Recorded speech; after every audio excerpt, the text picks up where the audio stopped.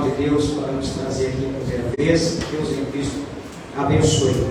E assim seja com a vida de todos os nossos irmãos, obreiros, igrejas, irmãs, parabéns mais uma vez pelo trabalho maravilhoso. Está ali a minha irmã Marcia Miguel, chegou, está aqui, né? Parece com a mão.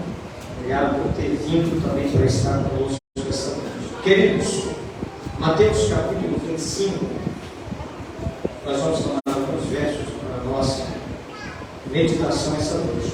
Vamos a partir do versículo 6. Quantos estavam aqui na noite de ontem? Levante a mão. Bastante gente, né? Então, ontem eu preguei o versículo 5 e o versículo 6. E hoje nós vamos continuar a partir do versículo 6 ao versículo 10. Graças a Deus que se encerra hoje. Porque se nós tivermos mais uma noite, nós íamos falar sobre a ira de Deus. Ia ser mais pesado que as duas noites juntos. Mas hoje nós vamos falar o verso 6, 7, 8, 9 e 10. Diz assim: mas à meia-noite ouviu-se um clamor. Aí vem o esposo, sai-lhe ao encontro. Então todas aquelas virgens se levantaram e prepararam as suas lâmpadas. E as loucas disseram às prudentes: dai-nos do vosso azeite, porque as nossas lâmpadas se apagam. Mas as prudentes responderam, dizendo: não seja de caso que nos falte a nós e a vós. Ide antes aos que o vendem e comprai-o para vós. E, tendo elas ido comprá-lo, chegou o esposo, e as que estavam preparadas entraram com ele para as bodas, e fechou-se a porta. Amém? Pode se assentar.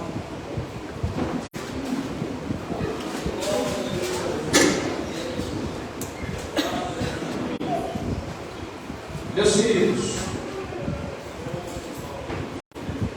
na noite de ontem, nós fizemos uma introdução a respeito dessa parábola e temos aqui uma rápida explicação com respeito à forma do ensino de Cristo, ao uso de parábolas no seu ministério para facilitar o entendimento das pessoas.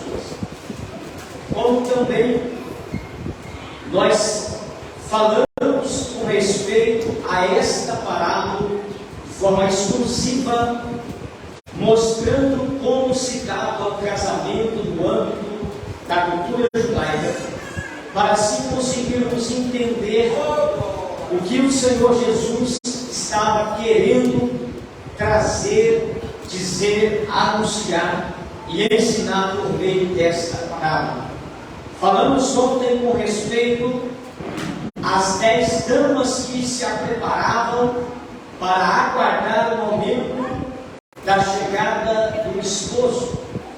E falamos também sobre o tempo da vinda do esposo e a ideia de uma demora, a forma como o homem entende a vida de Cristo como algo que está demorando. Tenta dar um pezinho a mais nesse retorno para mim, por favor. Como algo que está demorando para acontecer. E Jesus disse que no demorar do noivo, aquelas mulheres, aquelas virgens que estavam esperando, elas foram tomadas pelo sono e adormeceram. Mas à meia-noite ouviu-se um clamor. Eu expliquei na noite de ontem que a meia-noite nesta parábola representa um período de escuridão, um período de negridão espiritual, moral, ética, política e assim sucessivamente. Terminamos a nossa reflexão de ontem observando que a vinda do noivo se dará em meio a um período de muita escuridão. A mensagem de ontem se concluiu dizendo que Cristo retornará num período onde a escuridão do pecado, da imoralidade, do fracasso espiritual, as densas trevas de toda sorte de imoralidade estará se apossando do planeta Terra. E em meio a tudo isso, vai gerar uma escuridão espiritual, moral e ética sobre a face dessa terra. E diante dessa situação, o ser humano vai perder o foco pela volta de Jesus, representado assim pelas virgens que dormem. Quem dorme não raciocina, quem dorme não pensa, quem dorme não tem esperança, quem dorme não aguarda, quem dorme não pensa, quem dorme simplesmente está no esquecimento. Isso representa o estado que estará a humanidade por ocasião da volta de Cristo. A meia-noite representa as trevas e o sono representa o acomodamento, o esquecimento, o despercebimento.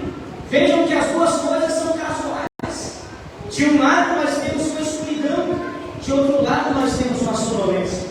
De um lado nós temos uma treva, de um lado nós temos uma maldade tomando conta, de um lado nós temos o pecado se aflorando e tomando conta, de outro lado nós temos pessoas dormentes que não sentem mais nada, que não percebem mais nada, que não entendem mais nada, que tudo se tornou normal, a ponto de Jesus em Mateus 24, verso 42 e 43, ele dizia: lembra-te da época de Noé?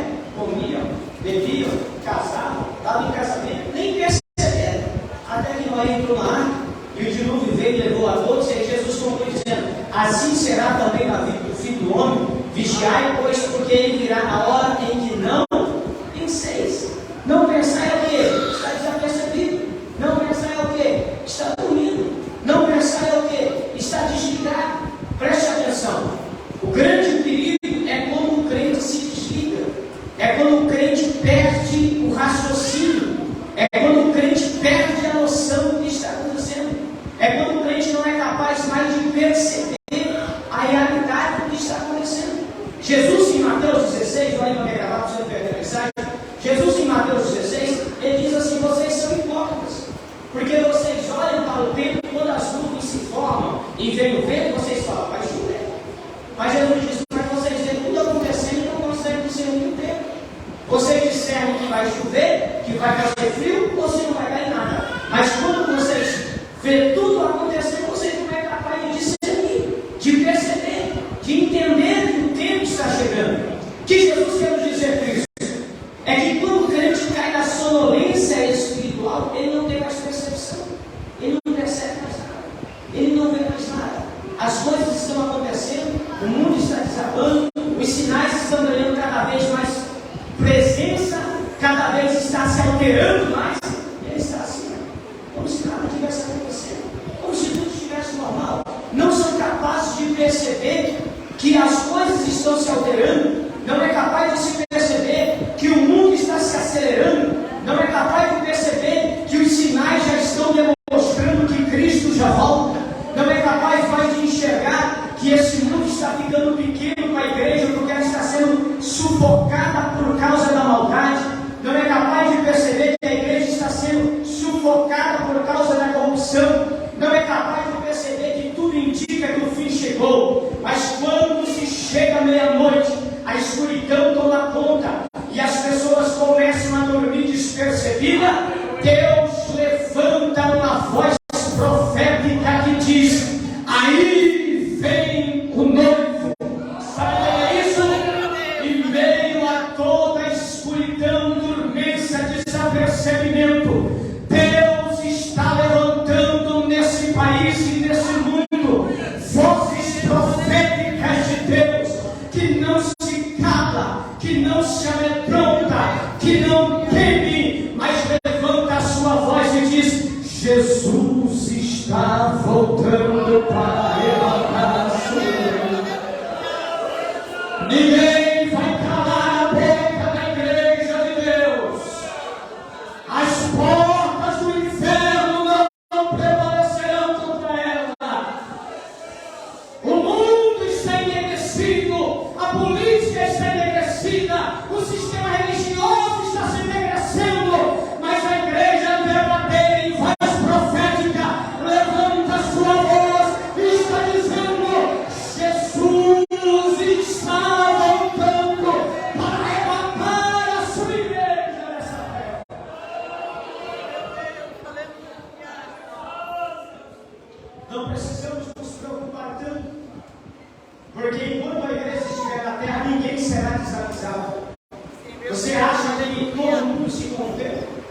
profeta Elias também pensou isso. Quando ele estava lá, abandonado, com medo de morrer, dentro da caverna, Deus chega para ele e diz: Elias, você não está sozinho também.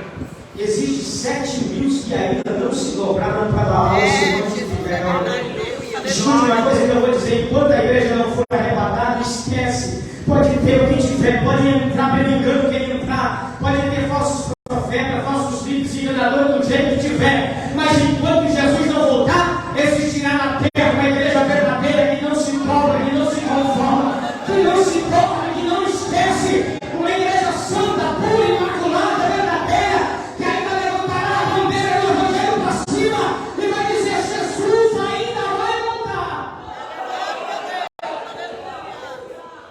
Meus queridos, mas se ontem nós chegamos a esse momento de que em um ano e meio a corrupção e a sonolência Jesus vai voltar, eu faço a vocês a seguinte pergunta agora: quem é que vai subir quando Jesus voltar? Quem é que vai ser arrebatado quando Cristo vier?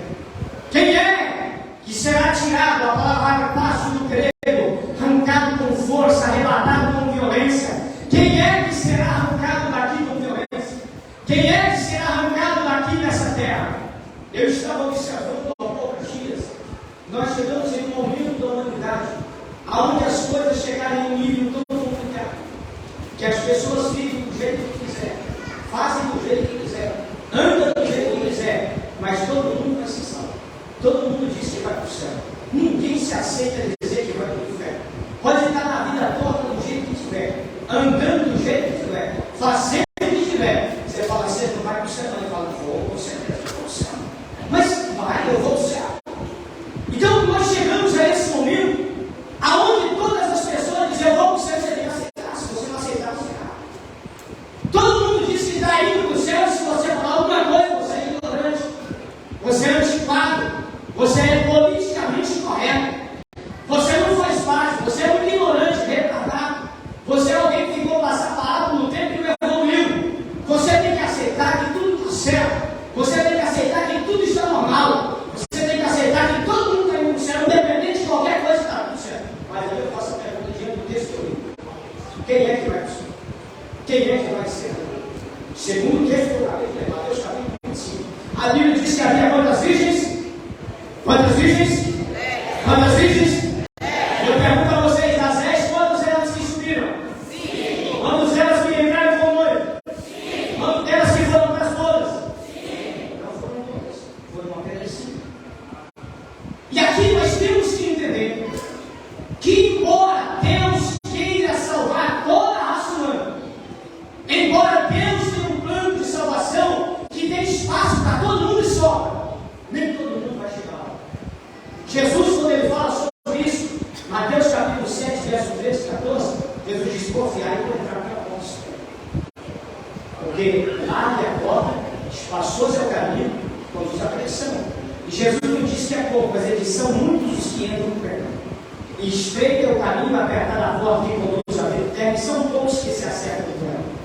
Olha o que Jesus está dizendo, e aqui não é conversa predadora, aqui é o que Jesus disse: que quem entra pela porta larga é a maioria, e quem entra pela porta estreita é minoria. Eu não entendo como que muita gente ainda quer entrar no meio da maioria, como que muitas pessoas ainda querem seguir a maioria. Irmãos, nós temos que seguir a verdade do Evangelho, embora esteja 2 ou 3 seguindo, Jesus está no meio deles. Embora seja a minoria, não tem problema. O importante é você estar no caminho de conduz a salvação. Ser crente para ser abençoado aqui não traz tanta importância para nós. Jesus disse em Mateus capítulo 6, verso 18, que aqui ladrão rouba tudo, a ferrugem consome e leva tudo embora. Agora, se nós tivermos tesouro no céu, ali o ladrão não rouba, não domina, a ferrugem não consome, a traça não consegue consumir, ali está seguro. Agora eu pergunto para vocês: quem é que vai ser arrebatado? Quem é que vai chegar lá naquele grande dia? E aí eu volto para o texto bíblico.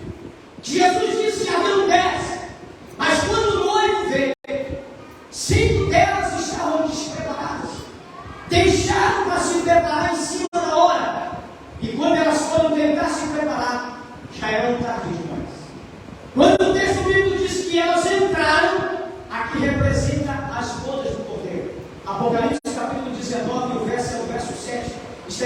alegremos, regozijemos e demos glória, porque é vindo, ou é chegado, depende da sua tradução, as bodas do Cordeiro e a sua noiva já se preparou. Esse é o momento das bodas do Cordeiro, aonde a noiva vai entrar para esse momento maravilhoso nas mansões celestiais. E quando a Bíblia diz que a porta se fechou, está dizendo encerrou-se a oportunidade. O tempo de se decidir acabou. O tempo de se chegar se foi. A oportunidade chegou ao final. Isso aqui nós vemos um reflexo disso em Apocalipse capítulo 20, o verso 15. Aquele que não foi achado, o seu nome escrito no livro, foi lançado no lugar. Ou seja, não houve mais solução. Aquele que não estava com o nome escrito, já era. As portas se fecharam, o tempo terminou. O tempo terminou e já não tem mais solução. Quando o texto diz que as portas se fecham, ele está dizendo, vai chegar o momento em que vai findar, vai se acabar o tempo da oportunidade, vai se terminar esse momento que o pastor prega, esse momento que o carro do som passa na sua rua, anunciando, esse momento que alguém vai para a praça pública com uma caixa de som, uma Bíblia na mão, pregar e dizer que Jesus está voltando, que Jesus te ama, que Jesus quer salvar. Quando as portas se fechar, esse tempo vai se encerrar. Quando as portas se fechar, não haverá mais tempo de oportunidade. O tempo de oportunidade se chama hoje. Hebreus, no capítulo 4, verso 7, está escrito: se hoje se ouvires a voz do Senhor teu Deus, não endureça o teu coração. O tempo da salvação é agora. Não chame para amanhã a decisão que você tem que tomar hoje. Não espere o dia de amanhã, porque o amanhã não nos pertence. Quando a porta se fechar, a oportunidade vai se encerrar. Quem decidiu, decidiu. Quem não decidiu, não terá mais oportunidade para se decidir. Agora preste atenção. Quem é que vai entrar lá? E aí eu preciso que você entenda que nós temos duas vidas de Cristo. Quantas vidas? Quantas vidas? Duas vidas de Cristo, meninos e meninas. A primeira vida foi quando ele veio a essa terra para cumprir a sua missão salvadora, aonde ele foi levado ao Calvário morto crucificado. E a sua segunda vida se trata daquela pela qual estamos falando e aguardando, a vida de Cristo para arrebatar o seu povo aqui nessa terra. E quando nós olhamos a isso, nós precisamos observar o que a Bíblia nos diz a esse respeito, para entendermos quem é que vai ser arrebatado quando Cristo voltar. A primeira vida de Cristo, Jesus veio cumprir tudo aquilo que estava falado ao seu respeito. Lucas, no capítulo 24, e o versículo de número 44, está escrito: foi isso que eu havia vos dito, estando ainda convosco, Jesus dizendo, convinha que se cumprisse tudo que de mim, ou acerca de mim, ou ao meu respeito, está escrito na lei de Moisés, nos Salmos e nos profetas. O que Jesus estava dizendo? O que eu vim fazer, a missão que eu vim fazer, o que eu estou fazendo, o que eu vim fazer aqui, estava escrito na lei de Moisés, nos Salmos e nos profetas. Ou seja, estava escrito nas Escrituras. O que eu vim fazer nessa terra já estava tudo aqui escrito, estava tudo registrado, estava tudo ali. E o que precisava ser feito? Preste atenção. O que precisava ser feito? Jesus falou o que precisava ser feito. No Evangelho de João, capítulo 5, verso 29, Jesus diz bem assim: olha, examinai as Escrituras, porque vós julgais ter nela a vida eterna, e são elas que de mim testificam. Você sabe o que Jesus estava dizendo? Se vocês querem saber a meu respeito, se vocês querem saber sobre a minha missão, se vocês querem saber quem sou eu, se vocês querem conhecer a minha identidade, basta examinar as Escrituras. Basta vocês olhar para elas e tudo está escrito lá. E quando ele diz em Lucas 24, 44, eu vim para cumprir tudo que estava escrito, ele está dizendo que está escrito lá, é o que eu vim fazer. E se querem saber quem eu sou e o que eu vim fazer, basta ler o que está escrito lá. Olhem para mim. Olhem para mim.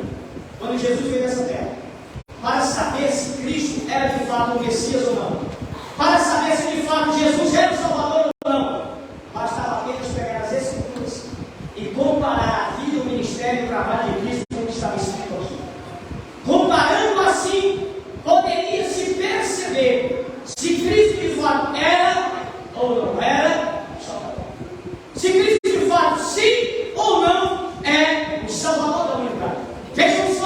eu quero dar alguns exemplos para vocês, para que nós possamos entender isso, para que eu possa falar sobre a situação de Cristo. Alguns exemplos simples. Primeiro, o Antigo Testamento, não é gravado, muita gente percebe que vai perder a mensagem. Do Antigo Testamento, já estava escrito em que a tribo de Israel, Jesus deveria pertencer. Gênesis capítulo 49, verso 10 está escrito: o cetro não se apartará de Judá, e nem o legislador diante dos seus pés, até que venha Siló, e ele congregará todos os povos. Veja que Siló, aqui no texto bíblico, significa aquele que domina, aquele que reina, aquele que tem o cetro na mão, aquele que tem o domínio de rei. Veja que o texto bíblico está dizendo que o cetro não se apartará da tribo da descendência de Judá, mostrando assim que o Salvador da humanidade deveria nascer da tribo de Judá. Quando você da tribo de Judá, como saber se esse Jesus é de fato o Salvador? Primeiro, veremos se ele cumpre a profecia de Gênesis 49 e 10. Nasceu da tribo de Judá? Sim, nasceu da tribo de Judá. Então por aqui já dá para você perceber que ele está aprovado. Segundo, alguns exemplos aqui para nós entendermos. Jeremias, no capítulo 23, no verso 5. Jeremias profetiza dizendo: eis que vem dias, diz o Senhor, em que levantarei a Davi um redondo justo, sendo rei, reinará com juízo e com justiça. Vejam que o profeta Jeremias está dizendo que o Messias, ele seria um descendente real de Davi. Seria da tribo de Judá, conforme Gênesis 49 e 10. Seria da descendência de Davi, conforme Jeremias 23, no verso 5. Quando você olha para Jesus, ele nasceu exatamente da tribo de Judá e da descendência de Davi. Mais sinais Deus deixou nas Escrituras, muito mais sinais. E alguns deles eu posso compartilhar com vocês essa noite. O nosso querido profeta Moisés, ele também deixa uma palavra profética em Deuteronômio, capítulo 18, versículo 15, dizendo: o Senhor levantará entre vós um profeta como eu, e ele vocês irão ouvir. Veja que Moisés está dizendo que o profeta, falando a respeito do Messias, ele teria as características de Moisés. Quais são as características de Moisés? Moisés é aquele que pega a lei de Deus, traz ela do céu para a terra. Ele é um legislador de Deus, aquele que pega os mandamentos do Senhor do céu e os transporta para essa terra. E ele está dizendo que o profeta, saber o Messias, seria semelhante a ele, ou seja, seria alguém que também pegaria as palavras do céu e as transportaria para essa terra. Até Jesus Cristo, todos que pregavam, todos que ensinavam, pegaram as palavras trazidas por Moisés e a partir delas pregavam, ensinavam, orientavam e discipulavam. Jesus, quando ele chegou, ele falou: como é que foi dito aos antigos, não matará? Eu, porém, vos digo: se alguém odiar o seu irmão, ou se alguém tiver raiva do seu irmão, ou se alguém chamar o seu irmão de raca, ou se alguém chamar o seu irmão de louco, já é digno de juízo. O que mais foi dito lá atrás? Foi dito: não adulterarás. Eu, porém, vos digo: qualquer um que se atentar a uma mulher e da cor que está no seu coração, como ela já cometeu adultério. O que mais foi dito? Olha, também foi dito: amarás o teu amigo e aborrecerás os teus inimigos. Jesus disse: eu, porém, vos digo: amarás os teus inimigos. Vocês vão orar por aquele que vos maltratam,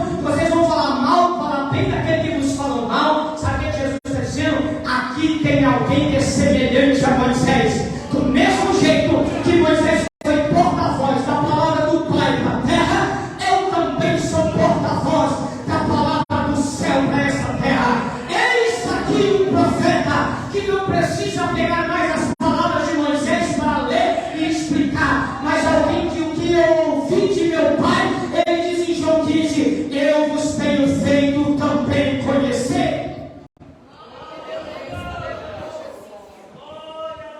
Tudo isso estava escrito lá atrás. Para quem foi escrito?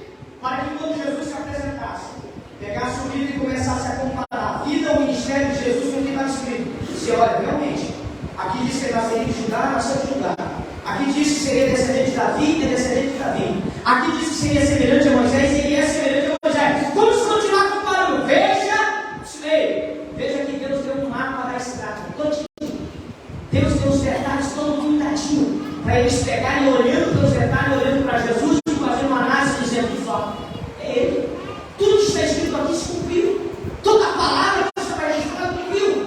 Ele nasceu em Judá, ele é descendente real de Davi, ele é semelhante a Moisés, e não ficou só nisso. Há muitas profecias dos quais não dá para falar todas, mas eu sinto mais alguma de importância para essa noite. E uma delas é o local onde ele nascer.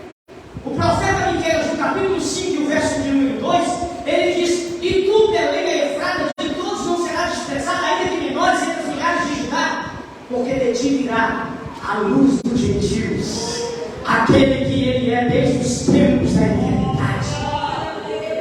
Ei, a mãe terrena de Jesus, Maria, morava em Nazaré, mas a profecia diz que tinha que nascer em Belém. Deus fez com que Herodes decretasse que todo mundo tinha que voltar à sua terra natal, ter a sua terra de descendência, para fazer um recenseamento, só para cumprir a profecia.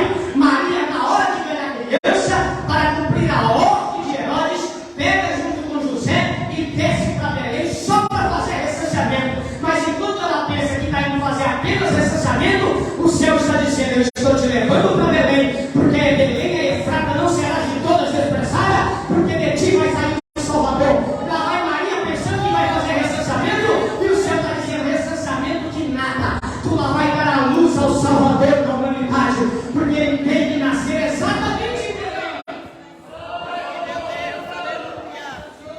Os planos de Deus é maravilhoso.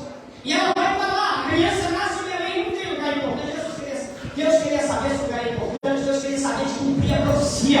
Alguém falou: não tem nem lugar para colocar. Eu quero saber se tem lugar para colocar. Coloca até dentro do coxo, não tem problema. O problema é cumprir a profecia, porque a Bíblia diz que Deus zela pela sua palavra para cumprir. Deus não se preocupa com muita coisa, a não ser com a sua palavra e o seu cumprimento. Para a palavra de Deus se cumprir, Ele faz o que precisar, ainda que o seu próprio filho seja humilhado a ponto de ir para dentro de uma manjedoura, não tem problema, mas a sua palavra não pode passar. Os céus e a terra passarão, mas as suas palavras não vão te passar.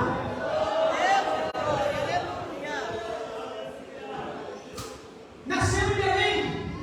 E o profeta Isaías dá mais um detalhe interessante. Isaías, no capítulo 7, o versículo 12, Isaías, profeta, diz dizendo: o mesmo Senhor vos dará um sinal. Eis que uma virgem engravidará, conceberá e dará à luz a um filho, e por-lhe-á o nome de Emanuel, que traduzido significa Deus conosco. E o que aconteceu? O anjo Gabriel desce na cidade de Nazaré, pega uma virgem que ainda não estava casada, estava tendo esse contrato de casamento, e engravida ela, coloca no seu ventre um filho, para se cumprir mais uma profecia bíblica de que ele seria de fato o Messias. Ele nasce de uma virgem chamada Maria. Vejam que são muitos os detalhes e riquíssimos. Temos Zacarias capítulo 9, verso 9. Zacarias diz: exulta-te e alegra-te, ó filho de Sião e filho de Jerusalém, levei o teu Salvador, o teu rei justo, santo, montado em jumentinho pobre, no jumentinho mansinho, filho de uma jumenta. Jesus entra em Jerusalém, montado exatamente no jumentinho, que nunca tinha sido usado por ninguém. O mansinho, o jumento não treinado. Jesus é muito dele. Ele entra pela cidade, como diz o profeta Zacarias, pobre, humilde, mas quando ele entra, a multidão começa a cantar: Hosana, bendito é aquele que vem em nome do Senhor. Preste atenção, que tudo isso já estava registrado. O sofrimento de Cristo na cruz também estava registrado. Isaías, no capítulo 53, a partir do verso 2 até o verso 8, Isaías registra o sofrimento da cruz de Cristo e diz: olha, Deus subiu como um renovo perante nós. Não tinha parecer, não tinha forma, olhando nós para ele, nem uma beleza vimos dele para que desejasse. Era desprezado, mais sentido dentro dos homens de dores, experimentado no trabalho. Nós não fizemos dele em casa alguma, olhando nós para ele. Não achamos nada dele que encantasse. Mas o versículo 4 diz: mas verdadeiramente ele tomou sobre si as nossas enfermidades, as nossas dores levou sobre si. foi aflito, ferido de Deus e oprimido, mas na verdade ele foi ferido pelas nossas transgressões, ele foi moído pelas nossas iniquidades, o castigo que nos traz a paz estava sobre ele, e pelas suas pisaduras nós fomos sarados. Nós andávamos desgarrados como ovelha, cada um se extraviava pelo seu próprio caminho, mas Deus fez sobre ele cair a iniquidade de todos nós. Ele sofreu no Calvário, foi cortado da terra dos viventes, diz o versículo 8. Quem poderá abandonar o tempo da sua vida? Cumpriu essa profecia quando Cristo vai para o Calvário e padece na cruz do Calvário. E o versículo de número 9, Isaías 53, ele fala que como simples foi colocado na sua sepultura e teve lugar como simples na sua morte. E isso se cumpre quando Jesus morreu e ganhou um sepulcro emprestado de um homem rico e foi colocado entre os filhos de Israel. Agora preste atenção. Preste atenção. Que tudo que Jesus fez, desde o seu nascimento em Belém, a sua descendência de Judá, a sua descendência de Davi, o seu nascimento de uma virgem, a sua entrada triunfal em Jerusalém montada em jumento, tudo estava registrado em Jesus. E para que isso? Para que as pessoas pudessem olhar para as Escrituras e reconhecer Jesus como seu Senhor. Para que as pessoas pudessem olhar para as Escrituras e abraçar Cristo como seu Salvador, Libertador e Cristo. Ei, mas não foi isso que aconteceu. Não foi isso que se fez. Embora estivesse tudo registrado, para que lesse e se percebesse que ele era o Salvador. João, no seu Evangelho, no capítulo 1, versículo 11, diz assim: ele veio para os que eram os seus, mas os seus não venceram. Sabe o que João está dizendo? Ele veio para o seu povo. O seu povo tinha um mapa na mão com tudo registrado. O seu povo tinha todas as informações necessárias na mão. Mas não aceitaram. Não reconheceram. E João capítulo 3, verso 19 diz assim: a luz veio ao mundo, mas os homens amaram mais as trevas do que a luz. Sabe o que João está dizendo? Ele veio, sendo ele o Salvador, cumprindo ele todas as profecias, sendo ele o cumprimento de todas elas. As pessoas olharam para ele e rejeitaram. As pessoas olharam para ele, mesmo que tudo estava registrado, mesmo que tudo estava escrito ali, mesmo que os mínimos detalhes estavam ali para ser vistos. Olharam para ele e não conseguiram. Desprezaram. Pedro vai nos dizer, em Atos no capítulo 2, no versículo 23, dizendo: esse Jesus, que vos foi entregue pela presciência de Deus, vocês pegaram ele, prenderam ele, crucificaram ele e o mataram. Veja que Cristo veio, cumpriu todas as profecias, mas ao invés de aceitarem ele, recusaram, abandonaram, prenderam, crucificaram e o mataram. Aí eu pergunto para vocês: quem é que encontrou, abraçou, recebeu e esteve com Cristo na sua primeira vida? Poucas pessoas. Poucas pessoas foram elas que estavam atentos, presta atenção, atentos às Escrituras para aceitar o seu Salvador. Poucas pessoas estavam atentos ao que estava escrito para aceitar Jesus como seu Salvador, o seu Messias e o seu Libertador. E agora eu chego no teor da mensagem que nós precisamos entender. Quando a sua segunda vinda, se na primeira vinda todos eram para ter aceitado, porque já estava tudo escrito, bastava apenas ler, examinar, esperar, quando eles chegaram a abraçar e dizer: chegou o nosso Senhor, chegou o nosso Messias. Não foi assim. E eu pergunto a vocês: quem é que vai ter essa oportunidade na sua segunda vinda? Quem é que vai encontrar Cristo? Quem é que vai ser arrebatado? Quem é que vai ser levado aos céus na segunda vinda de Cristo? Aí eu pergunto a vocês: quem é? Aí eu vou para as palavras de Jesus. Jesus disse: olha, Marcos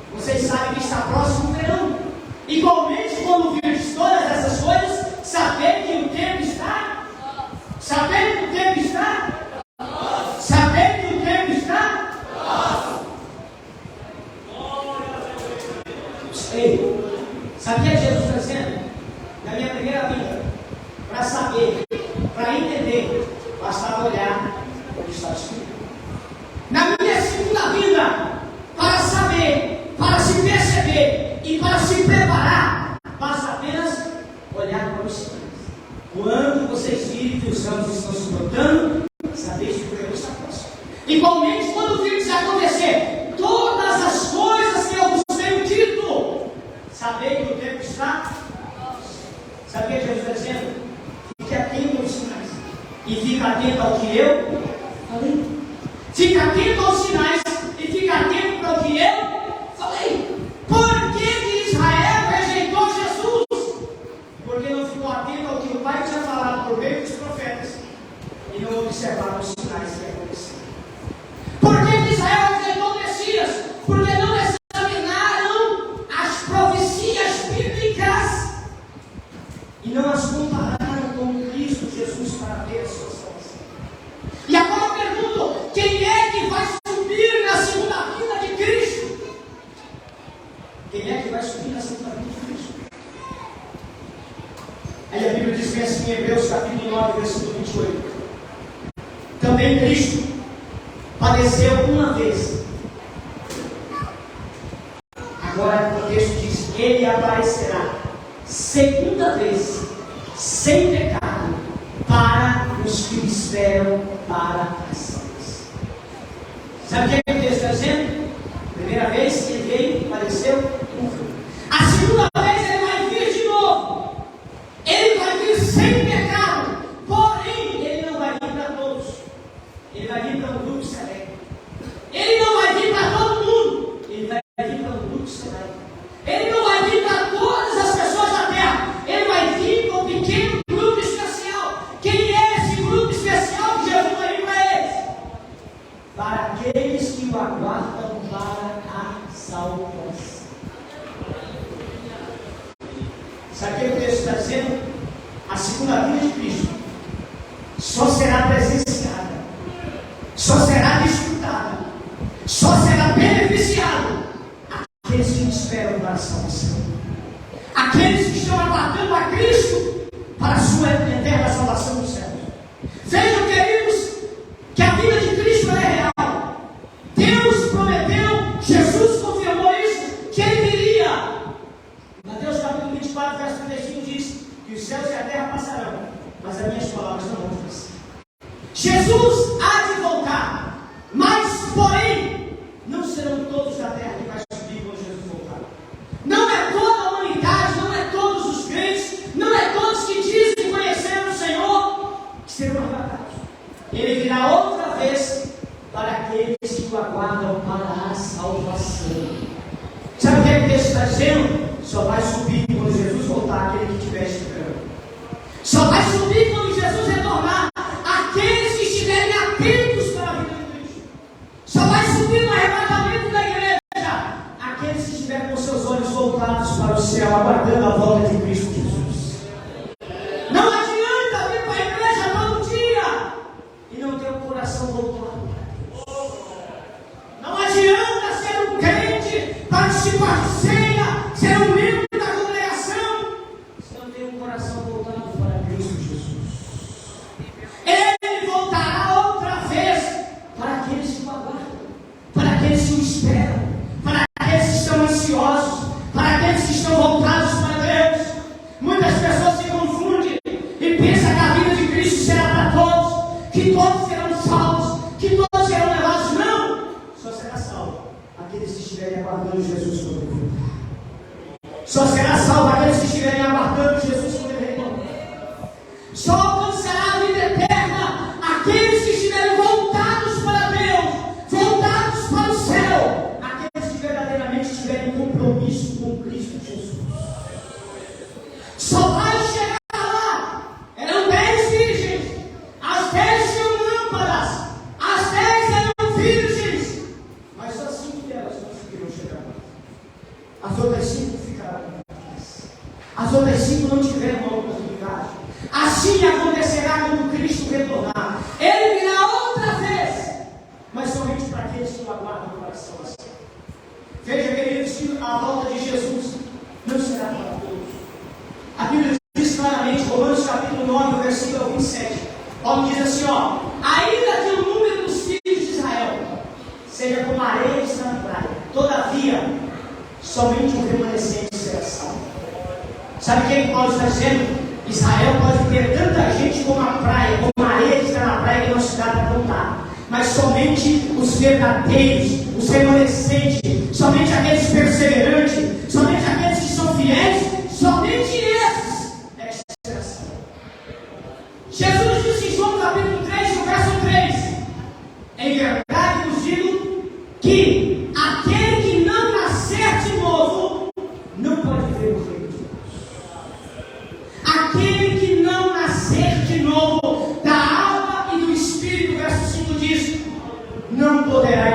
o reino dos céus. A salvação é dada para todos, mas só vai conseguir chegar lá aqueles que foram crentes de verdade. Só vai conseguir chegar lá aqueles que foram crentes de verdade. Só vai conseguir chegar lá aqueles que foram fiéis ao Senhor. Só vai conseguir chegar lá aqueles que tiverem compromisso com a palavra de Deus. Só vai conseguir chegar lá aqueles que realmente estão comprometidos. Hoje todo mundo diz que está indo para o céu, não tem compromisso, não participa de ceia, não é batizado, não vai para a igreja, não congrega, não são fiéis, não são íntegros, mas diz que vão para o céu e todo mundo tem que ficar quietinho, ninguém pode falar nada. Mas naquele dia as portas irão se fechar para aqueles que não foram fiéis, aqueles que não estiverem preparados vão ficar do lado de fora e vão saber que aqui nessa terra você consegue comprar um homem, aqui nessa terra você consegue comprar advogados, aqui nessa terra você consegue comprar juiz, mas aquele que está sentado no trono, a Bíblia diz que os dois olhos dele são como chama de fogo e percorrem por toda essa terra. E a Bíblia diz em Hebreus 4, verso 13, que todas as coisas estão nus e patentes perante os olhos daquele a quem devemos prestar contas.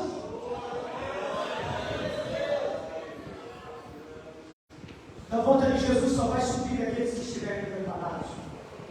Tito, no capítulo 2, versículo 14, Paulo escreve a Tito dizendo que Deus separou para si um povo seu, especial, zeloso e de boas obras.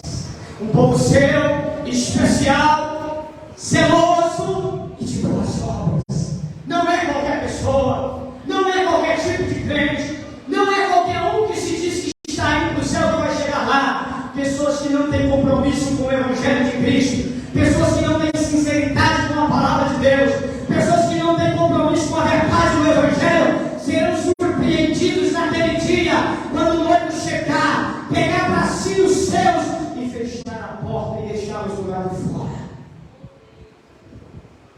Eu termino uma mensagem essa noite perguntando: quem é que vai subir na sepultura de Cristo? Não se engane, não se engane, não é todos. É somente aqueles que tiverem compromissos com Cristo.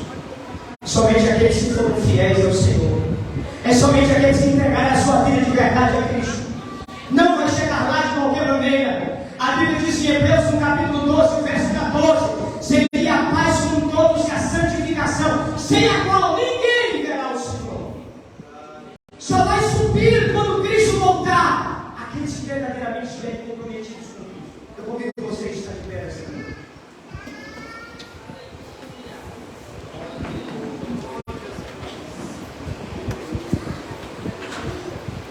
Irmãos, nós estamos vivendo os últimos momentos da igreja aqui na terra. Estamos passando pelos últimos instantes da igreja aqui. Eu disse ontem à noite, depois que eu cheguei em casa, eu estou sentindo e percebendo Deus cada vez mais perto de nós. Os sinais cada vez mais frequentes. Há um despertar de Deus nesses últimos dias. Há um despertar de Deus, há pessoas tendo sonho por todos os lados. Há pessoas sendo alertadas por Deus de todas as formas. Até entre os muçulmanos, entre os judaístas, Deus tem dado sonhos. Até macumbeiros, feiticeiros, idólatras, Deus tem dado sonhos. Ei, os quatro cantos da terra, Deus está despertando o seu povo. Há um despertar de Deus que percorre por toda a terra. Deus está despertando a humanidade. A voz de Deus se ecoa dos quatro cantos da terra, dizendo: aí vem o noivo. Ele está voltando. Ele está chegando. Prepara-te, ó Israel, para encontrares o Senhor teu Deus. Apocalipse 22, o verso 17 está escrito: o Espírito e a noiva dizem: vem. Quem ouve, diga: vem. Quem tem sede, venha. Tome e beba de graça da água da vida. Queridos irmãos e amigos que me ouvem nessa noite, a voz daquele que clama meia-noite já está clamando. O Espírito Santo já está despertando. Deus está falando com a terra, através de sinais, através de sonhos, através de pregações, através de visões, através das rádios, através da televisão,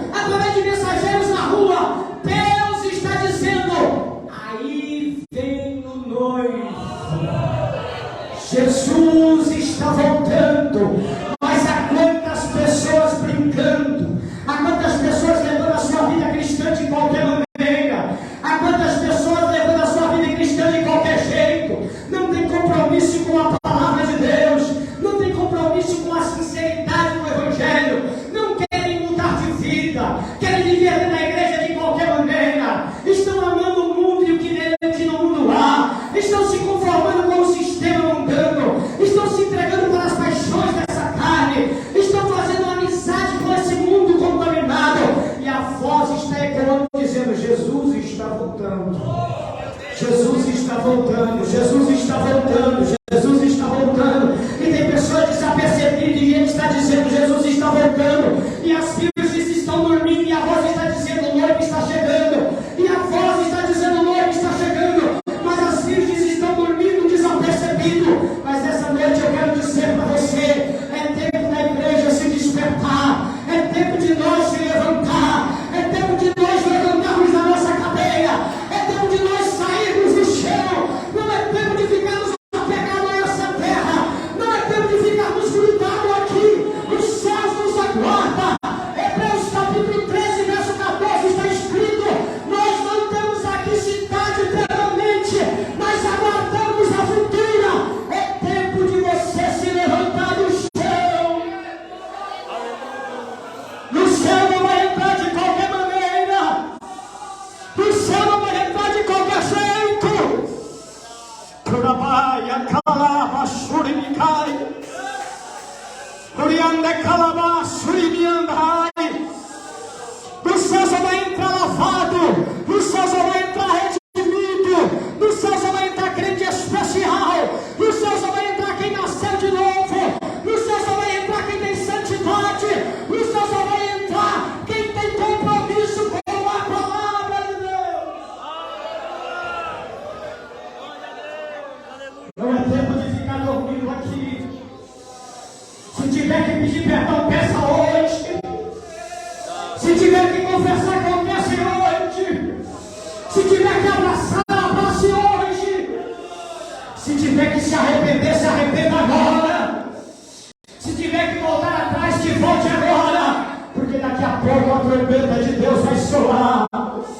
As 5 virgens loucas deixou para se preparar em cima da hora, deixou para buscar a preparação em cima da hora, e não deu mais tempo. Se você não se preparar agora, se você não estiver preparado hoje, em cima da hora não vai dar tempo, em cima da hora não terá oportunidade. O tempo de se preparar é hoje, o tempo de estar preparado é agora. Por isso eu quero te dizer nessa noite: não faça parte do grupo que vai ficar para trás envergonhado, faça parte do grupo que será arrebatado dessa terra enquanto o Senhor nos dá. Aleluia! Louvado é o Senhor! Glória a Deus!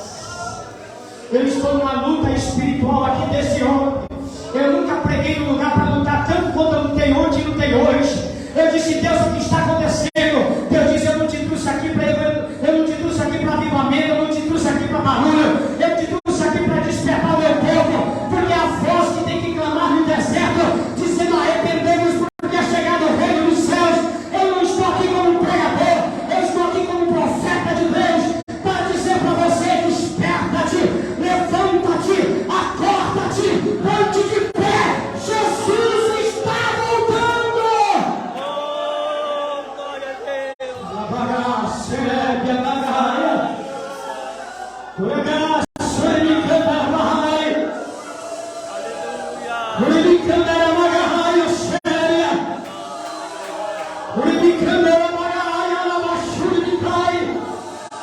É tempo de despertamento para a tua alma, é tempo de despertamento para a tua coração. Deus não está preocupado com a tua finança, Deus não está preocupado com a tua prosperidade material, Deus está preocupado com a tua alma. Aleluia! Louvado é o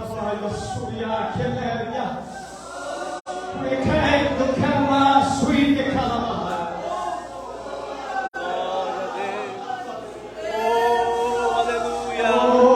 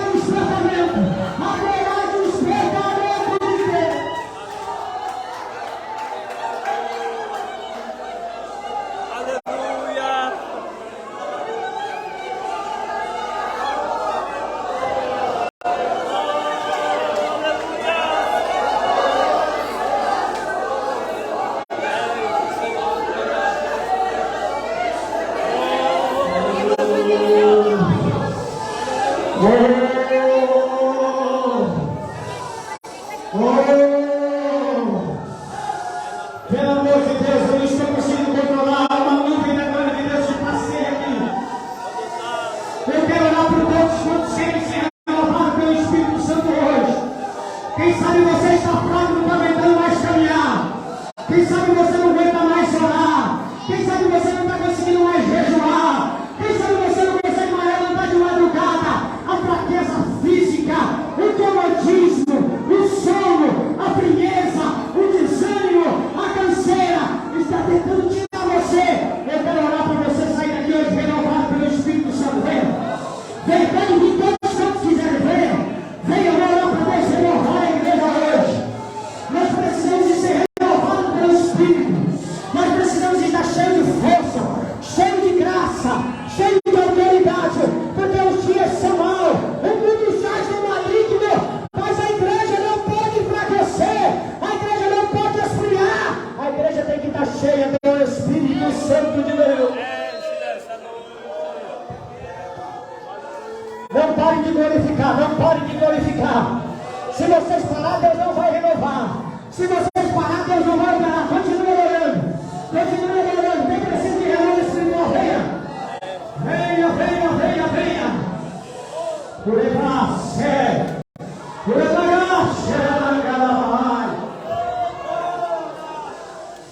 O inimigo tem lançado desânimo, frieza, fraqueza.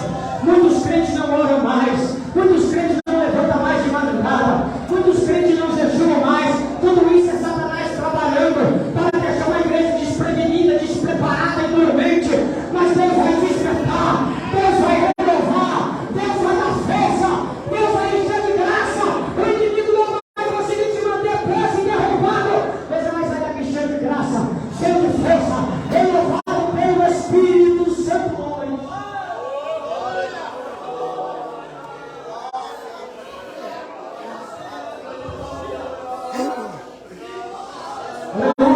Pode continuar adorando, não pare de adorar. Tem alguém que quer aceitar Jesus ou reconciliar? Levante a mão.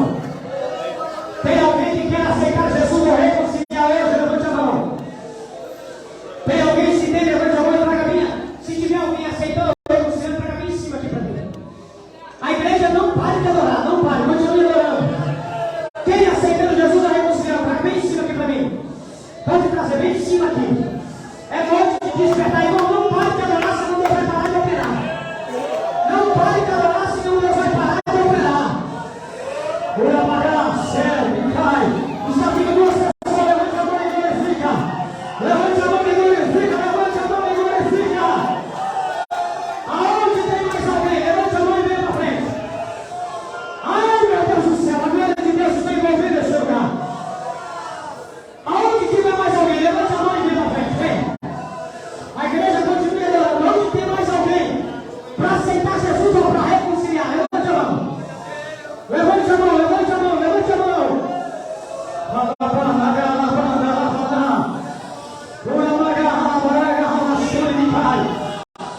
O tempo é hoje, a oportunidade é agora. Jesus está voltando. Jesus está voltando. Aonde tem mais alguém? Levante a mão. Para aceitar Jesus ou para reconciliar? Levante a mão. A igreja não pare de adorar, não pare de adorar, senão Deus para de operar. É na adoração que Deus vai operando. Eu sei que tem mais alguém aqui para aceitar e reconciliar. Aonde está? Aonde está sendo teu café?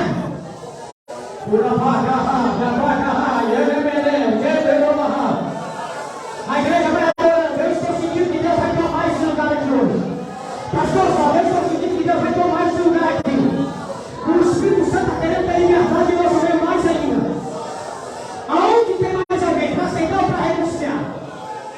Onde cai, meu para minha barra. Aonde tem mais alguém? Eu sei que tem. Eu só senti que Deus que tem. Aonde tem mais? Ai, meu Deus, eu estou segurando aqui. É uma glória tão grande de Deus nesse lugar. Aonde tem mais alguém? Eu pergunto mais uma vez. Tem passo, lembrei.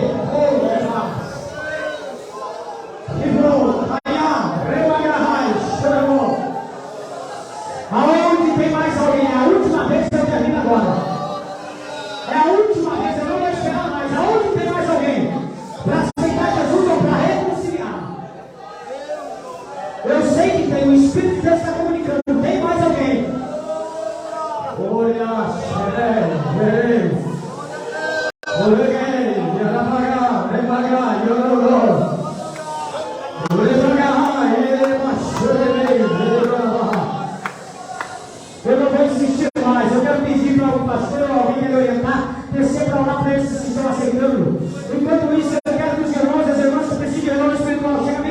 aqui. Eu quero que os demais que estão lá atrás estendam a mão, os obreiros aqui, se puderem estender. Eu tenho muito tempo que eu não faço isso, mas eu pedi que eles são uma pastora só para fazer isso. Eu queria que os obreiros, se pudessem, descessem colocando as mãos. Porque eu estou sentindo que Deus quer tomar esse lugar aqui. Eu não sei o que Deus quer fazer, eu estou sentindo que Deus quer tomar. Os obreiros, os pastores, se puderem, se estão aqui, se estão lá atrás, também se puderem ajudar, venham colocando a mão e pedindo para Deus renovar. Eu estou sentindo que Deus quer tomar hoje aqui. Alguém vai ser batizado, alguém vai ser renovado. Tem alguém aí no meio que vai ser curado. Tem uma pessoa com um temor que Deus me mostra que vai sair. Eu quero que vocês estendam as mãos para cá e vai orando. Os obreiros podem colocar a mão. Pode colocar a mão. Vai ministrando agora o renovo espiritual. A igreja estende as mãos para cá e vai adorando. Espírito Santo, vai tomando o Espírito Santo nesse lugar. Quem não tem força para orar, Senhor, vai dando força. Quem não consegue mais jejuar, vai renovando agora. Quem não consegue mais levantar de madrugada, vai dando força agora. Vai renovando, Jesus, vai renovando. Vai renovando, Jesus, vai renovando. Olha o que Deus vai fazer aí agora. Olha o que Deus vai fazer aí agora. Ai, meu Deus do céu, vai recebendo. Vai recebendo o renovo. Vai recebendo o renovo. Jesus vai dar poder aqui. Jesus vai dar poder. Jesus vai dar poder. Jesus vai dar poder. Jesus vai dar poder. Isso vai deixar alguns vão cair. Outros vão ser curados. Outros vão ser batizados. Não se preocupe. O Espírito Santo vai agir agora. Vai recebendo.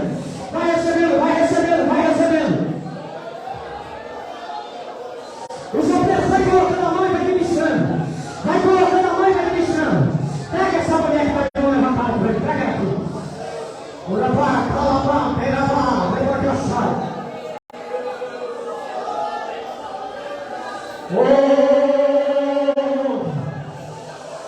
A senhora não vai se importar o que Deus vai fazer.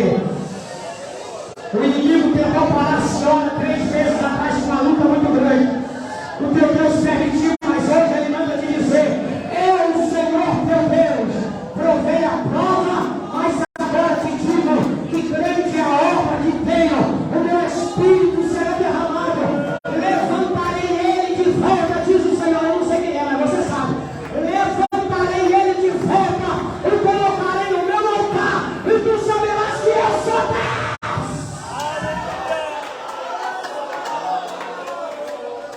Ai, meu Deus do céu. Ai, meu Deus do céu.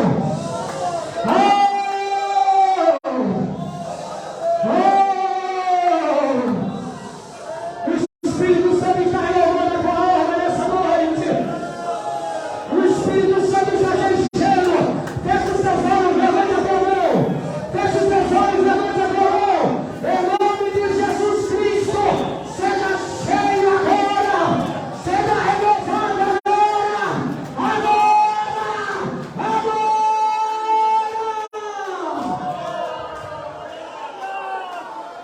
E amanda e acende. Enche, Senhor, da tua graça. Enche do teu poder.